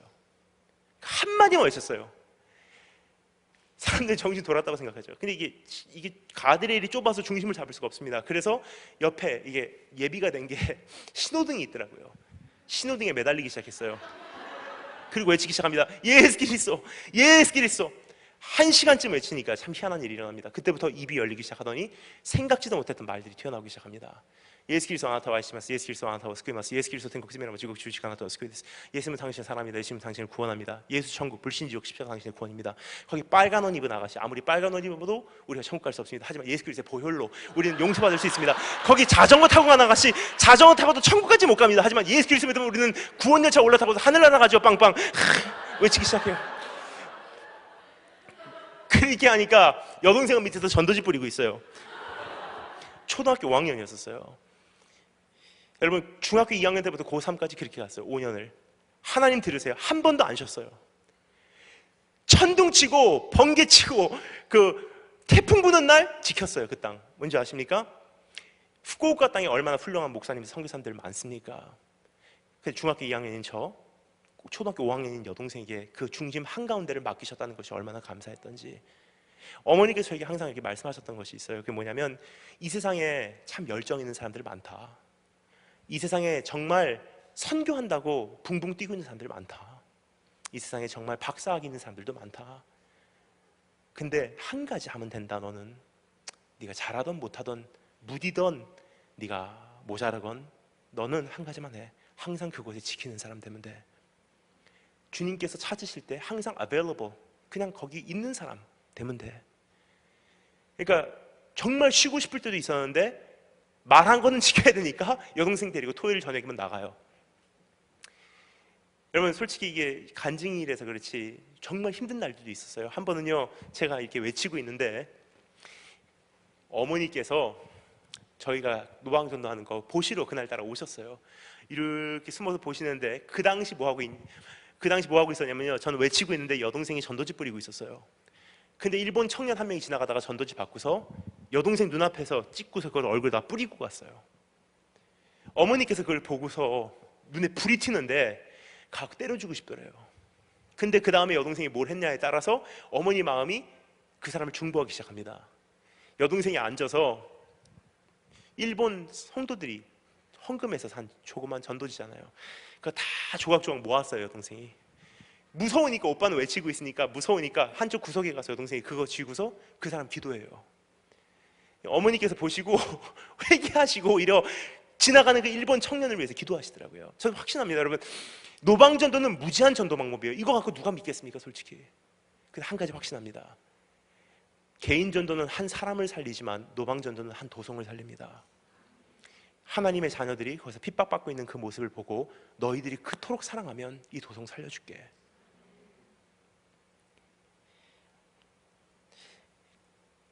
그렇게 여동생하고 지켰어요. 그런데 고등학교 2학년 때 성경 공부만 들었을 때 학교 성경 공부에 여동생하고 저하고 둘이서 모여서 성경 공부하면서 학교 기도 모임 했거든요. 그러니까 저에겐 둘도 없는 동역자예요. 지금은 캘리포니아에서 설교학 박사하고 있어요. 전도사입니다. 그러니까 주님 오신 그날까지 같이 가자 하고 있어요. 근데 그 여동생이 가만히 있겠습니까? 선생님께서 저하고 여동생을 굉장히 좋아했는데 오빠는 밖에서 친구들에게 욕을 당하고 있고, 여동생이 중학교 3학년밖에 안 됐지만 선생님께서 너무 좋아하시니까 너는 선생님 비서로 따라와 하고 데리고 오셨었거든요. 근데 여동생이 음식점에서 가만히 있다가 오빠가 당하는데 가만히 있을 여동생이 아니에요. 여러분, 저는 말이 입이 더듬고 이렇게 입이 더딥니다. 누가 막 하잖아요. 그럼 그러는데 저희 여동생은요, 어떻게 그렇게 말 잘하는지 몰라요. 그냥 상황에 맞는 말을 탁 쏘는데 저는 그런데 여동생이 가만히 있질 않거든요. 벌떡 일어나서 선생님께 나갑니다. 미스터 아마토가, 그러니까 미스터 아마토가 What? 여동생이 얘기해요. 우리 오빠가 선생님 정말 좋아하는 거 선생님 아시죠? 선생님이 가만히 계세요. 그때 여동생 중학교 3학년이었어요. 근데 우리 오빠를 내가 알아서 그런데 이것만은 오빠가 타협 안 할 거예요.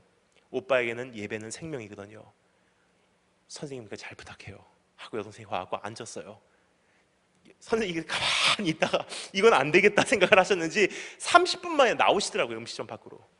근데 그 당시에도 친구들에게 제가 욕을 당하고 있어요. 가만히 서 있는데 막 욕을 하더라고요. 근데 선생님께서 저에게 두벅두벅 걸어오시더니 한마디 하시는데 지금 생각하니까 그 당시 선생님으로서는 저에게 하실 수 있는 최고의 배려의 말씀이었어요. 이렇게 말씀하시더라고요. 네 마음대로 해. 그래서 제가 순종하는 마음으로 선생님께서 말씀하신 것을 의지하여 제가 고등학교 2학년 때 만든 성경 공부에 나오는 저희 기도 모임에 나오는 친구들을 다 찾아다녔어요. 똑똑똑 내일 교회 간다. 로비에 모여라. 10시에 모여라. 그날 내려갔는데 솔직히 두려웠습니다. 아무도 안 모인다고 생각했어요. 단지 나와 내 여동생만은 간다 하고 내려왔어요. 근데 이게 웬일입니까? 30명이 넘게 모였어요. 그 친구들 다 데리고 가야 되는데 교회가 어디 있습니까? 그 당시 중국에. 그래서 제가 호텔 프런트에다 물어봤어요. 교회 어디 있습니까? 하니까 삼자교회를 하나 가르쳐 주더라고요. 중국 정부에서 운영하는 교회예요. 그러니까 한문이에요. 병음 좀 발음 좀 써달라고 했어요. 발음을 써주시더라고요. 친구들이 그걸 나눠줬어요. 왜냐하면 30명인데 택시를 나눠 타야 됩니다. 근데 이것을 외국인인 줄 알면은 엉뚱한 데 데리고 가거나 바가지 씌거나 하면 굉장히 문제거든요. 그러니까 모든 것이 처음부터 끝까지 다 은혜스러워야 되니까 부작용이 없도록 친구에게 얘기했어요. 일본말, 한국말, 영어 하지 말아라. 택시 타면 목적지만 얘기해라. 딱 중국말 한마디 하고 중국 사람인 거 가지고 그냥 가만히 앉아 있어라. 택시를 딱 탔습니다. 그러니까 거기 택시 기사 아저씨가 물어봅니다. 취나얼 어디 물어봅니다. 그러니까 아저씨에게 얘기했어요. 찐눈 반텐. 그러니까 아저씨가 하오레이 갔다가 오후 3시에 돌아왔어요. 어떻게 되겠습니까? 선생님 머리에서 불이 나고 있어요. 눈을 안 맞추시더라고요. 굉장히 친했던 선생님인데 그날부터 저하고 말을 안 하세요. 그날 저녁 7시 공연 다 성공적으로 마쳤어요. 월요일날 일본으로 돌아갔어요. 나머지 한 달 학교 남은 것 왔다 갔다 졸업했습니다. 졸업시장에서 졸업장 가지고 나오는데 드디어 한 달 만에 선생님께서 저에게 다가오세요. 두벅두벅 다가오시는데 저에게 악수를 청하세요. 저를 한 달 만에 선생님의 손을 잡아보니까 얼마나 두렵습니까? 두렵고 떨리는 마음으로 선생님의 손을 딱 잡는 순간 선생님께서 저를 앞으로 확 당기시더니 하시는 한마디, 내가 그날 너를 죽이고 싶었다. 근데 그 다음에 뭐라고 말씀하시나? 이렇게 말씀하시더라고요. 그런데 그날 네가 타협했다면 오늘만큼 내가 너를 존경하진 않을 거야. 그때부터 지금까지 제가 나온 고등학교에서는 주일날 하는 모든 행사가 없어져 버렸습니다. 여러분, 하나님께서는요 우리에게 끊임없이 이 세상을 살아가게 하시면서 문제를 해결하시는 분은 아니실 수가 있다는 거예요. 그 문제 해결이라는 것이 우리의 행복의 기준이라는 것은, 여러분, 우리는 끊임없이 환란으로 들어가는 이 시대에 근본적으로 불행해질 수밖에 없는 존재라는 것입니다. 하지만 내 행복의 기준이 그것이 아니라 온전한 신앙 고백이라면 세상이 어떻게 바뀌어도 우리는 행복해질 수가 있어요. 그 신앙 고백은 무엇입니까? 성공을 필요로 하지 않는 그 믿음은 이미 그 자체가 성공한 인생이라는 것입니다. 성공을 필요로 하지 않는 그 인생, 성공 없이도 행복을 누릴 수 있는 그 인생은 이미 성공한 인생입니다. 어떻게 그 행복을 누릴 수 있죠? 한 가지예요. 어제도 오늘도 내일도 변치 않는 그 사랑, 그리고 마지막에 그 약속을 신실하게 지키실 그 사랑, 더 나를 영화로운 모습으로 만들어내실 그 사랑. 주님께서 이 세상에 오셔서 십자가의 고난을 당하시고 부활하셔서 우리에게 몸소 보여주신 그 약속, 여러분, 그 예수 그리스도의 부활을 오늘 바라보시면 이 능력이 나의 능력이 될 수 있다는 것입니다. 여러분, 재작년에 부활절쯤에 되어서 타임즈 매거진에 이런 기사가 났습니다. 예수 그리스도의 부활이 아마 사실이었을 것이다. 다시 한번 말씀드립니다. 이게 타임즈에 나온 그 잡지에 나온 아티클이에요. 그리스도 예수의 부활은 아마 사실이었을 것이다. 왠지 아십니까? 몇 가지 이유를 거기서 얘기하더라고요. 왜 그러냐? 이론적으로 봐도 이거 사실일 수밖에 없다는 것입니다. 왜 그렇습니까? 예수 그리스도가 부활한 사실을 증명해내는 것보다도 수도 없이 많은 사람들이 예수 그리스도가 부활한 사실을 보았는데 그것을 다 부정하는 것이 더 어렵다는 거예요. 예수 그리스도가 부활을 했기에 그것을 전제로 지난 2000년 동안 수도 없이 많은 사람들이 생명을 아깝지 않게 버렸는데, 왜 버렸는지 그것을 다 부정하는 것이 부활하신 것을 증명하기보다 더 어렵다는 것입니다. 그럼 논리적으로 뭐죠? 이론적으로 예수님 진짜 부활하셨어요. 부활하셨다는 건 무엇입니까? 첫 열매이기에 너희들도 이렇게 부활한다. 그 부활을 정말 내가 알고서 저 더 나은 소망, 더 나은 부활, 그 영원한 나의 집을 오늘 내가 소유하기 시작한다면, 여러분, 이 세상에서 내가 우겨싸임을 당하고 거꾸로 매달림을 당하고 종일토록 죽음에게 던진 바 된 것 같으나 우리가 우리를 사랑하시는 말미암아, 그리고 우리의 약속 지키시는 이로 말미암아 우리가 이 모든 것에 넉넉히 이기느니라. 오늘 그러한 축복이 여러분의 삶 속에 있으시기에 이제는 성공을 필요로 하지 않는 인생, 성공 없이도 행복을 누리실 수 있는 그러한 축복, 그러한 인생을 사시면 여러분 이미 성공하신 삶이십니다. 그 삶 소유하시고 이제 나머지 시대 달려가시며 주님께서 우리에게 주신 그 약속을 끝까지 가셔서 쟁취하시는 그러한 한 분 한 분 되시기를 주님으로 축원합니다. 한 가지만 제가 말씀을 드리고 말씀 마치도록 하겠습니다. 우리 찬양팀 한번 올라와 주시면 감사하겠고요. 제가 제일 좋아하는 찬양이 한 곡인데 그거 우리 부를 수 있으면 너무나 좋겠다고 생각합니다. 갑자기 아까 전에 찬양을 부르는데 하나님께서 마음에 계속 감동을 주셔서 그 찬양을 부르고 싶습니다. 하늘 가는 밝은 길이라는 찬양 있죠? 여러분, 그 찬양 우리 다 같이 부르겠습니다. 근데 그 전에 제가 한 가지만 이거 읽어드리려고 해요. 그래서 무엇이냐면 아까 전에 말씀드렸습니다. 저는 일본에서 어머니 아버지 살고 계셨고 저는 미국에 10년 동안 혼자서 살고 있었습니다. 여동생하고 물론 중간에는 같이 있었습니다. 근데 제가 미국에 있었을 때 제일 두려웠던 것이 일본에 계신 어머니 아버지가 연세는 계속 이렇게 들어가시고 1년에 한 번 뵈면은 아버지 얼굴이 바뀌어 계신 거예요. 1년에 한 번, 많이 뵈도 일주일에 한 번입니다. 전 사관학교 4년 동안은 그래도 한 달 동안 뵌 것 같아요. 학생이니까, 생도니까 휴가가 돼서 그 생도 때 일본으로 가게 되면 한 달 동안은 그냥 집에 있어요. 근데 이게 한 달 동안도 부족하더라고요. 1년에 한 달씩 뵈는 것을 12년을 해야지 보통 사람들이 부모님과 함께 1년 동안 사는 시간이 채워지더라고요. 신학교 가면 괜찮겠다 생각을 했습니다. 아니더라고요. 신학교 딱 가니까 전도사가 됐어요. 전도사가 되니까 이제 교육 전도사가 되니까 EM을 맡게 되었습니다. 그때 이제 저는 목사님께 가고 말씀을 드려서 목사님 좀 집에 좀 다녀와야 되겠습니다. 그렇게 하니까 목사님께서는 참 마음을 이해를 못 해주시는지 참 그때 굉장히 서러웠습니다. 교육 전도사가 어디 가요? 교회 지켜야지 그러시더라고요. 그래서 저는 항상 기다려졌던 게 언제 집에 갈까? 근데 신대원 들어가고 6년 동안 전도사 생활을 하면서 1년에 딱 일주일 보내주더라고요. 오고 가고 하는 시간 빼면 진짜 어머니 아버지가 같이 있는 시간이 정말 얼마 되지 않습니다. 그러던 어느 날 하나님께서 저를 미국을 정리하게 하시고 중국을 향해서 가게 하십니다. 중국을 향해서 가게 하시는데 딱 중국 가기 직전에 3개월 정도 공백 기간이 있었습니다. 이제 중국에서 학교를 다녀야 되기 때문에 어학을 해야 되기 때문에 학교를 이제 입학하기 위한 3개월 동안의 공백 기간이 있었어요. 그럼 3개월 동안 어떻게 할까 생각을 하다가 부모님께서 개척하신 교회를 가야 되겠다. 그래서 일본에서의 3개월 동안 목회자가 없는 그 교회를 내가 돌봐야 되겠다는 생각을 했습니다. 그래서 부모님께서 개척하신 그 교회를 가게 되었어요.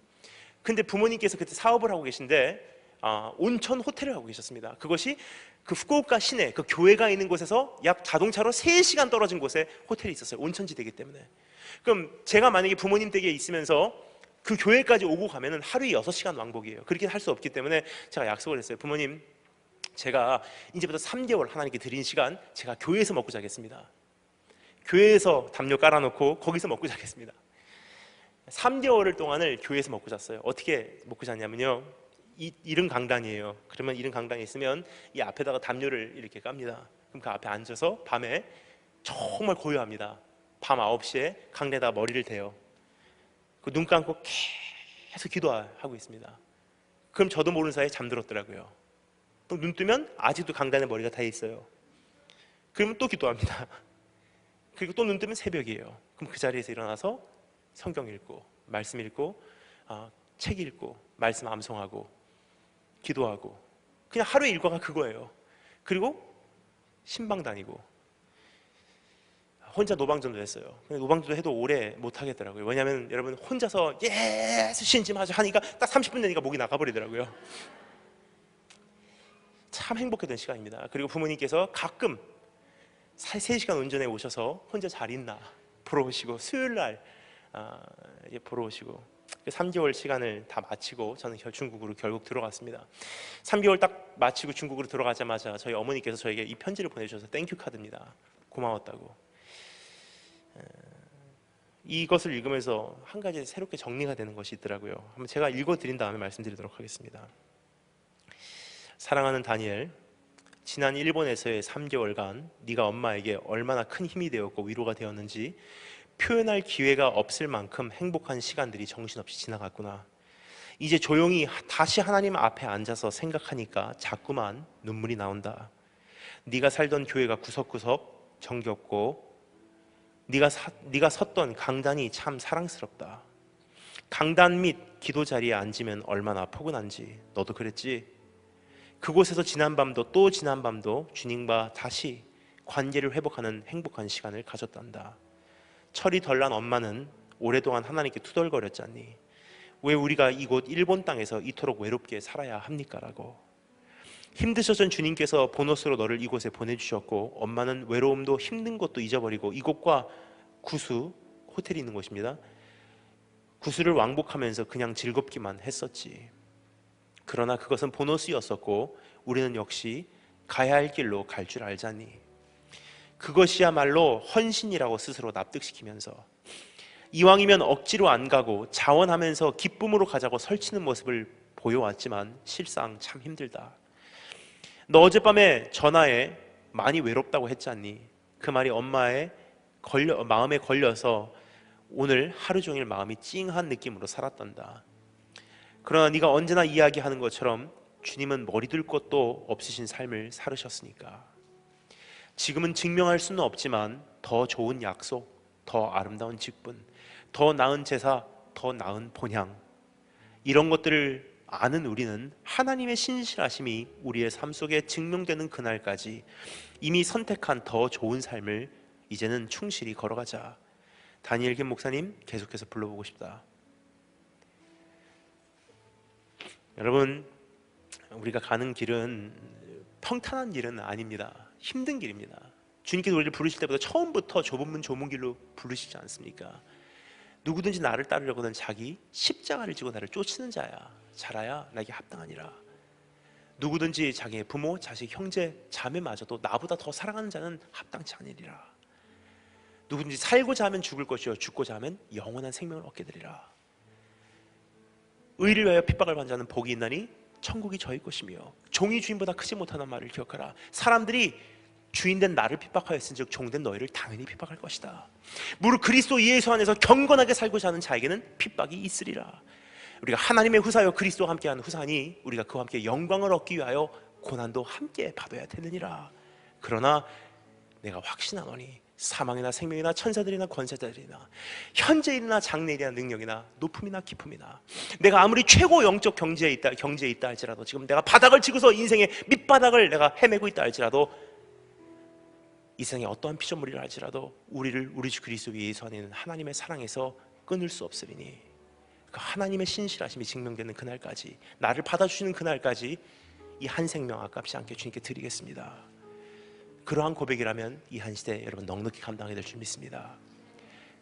환경, 현실 나를 만족시키지 못합니다. 하지만 오늘 그것을 능가하시기 바랍니다. 성공을 필요로 하지 않는 그거 없이도 행복할 수 있는 인생을 선택하신 그 믿음, 이미 성공하신 삶입니다. 오늘 이 찬양 부르시면서 우리가 이렇게 고백했으면 좋겠습니다. 나는 끊임없는 고통과 고민과 눈물의 여정을 건다 할지라도 하나님 괜찮습니다. 지금까지 기도 응답이 돼야지 저는 행복한 줄 알았습니다. 지금까지 다 해결돼야지 행복한 줄 알았습니다. 하지만 오늘 알겠습니다. 이제는 그것이 나의 행복의 기준이 될 수 없다는 것. 그래서 내가 한 가지 확신합니다. 그리고 그것으로 기뻐하겠습니다. 내가 이 갈 길 다 간 후에 내가 그 나라 들어갈 때 나는 아무 공로 없어도 하늘나라 계신, 영광나라 계신 임금, 나의 주님, 나의 예수님, 그분께서 나를 친히 맞아주시리니 내가 그날까지 달려가겠습니다. 오늘 다 같이 찬양하겠습니다.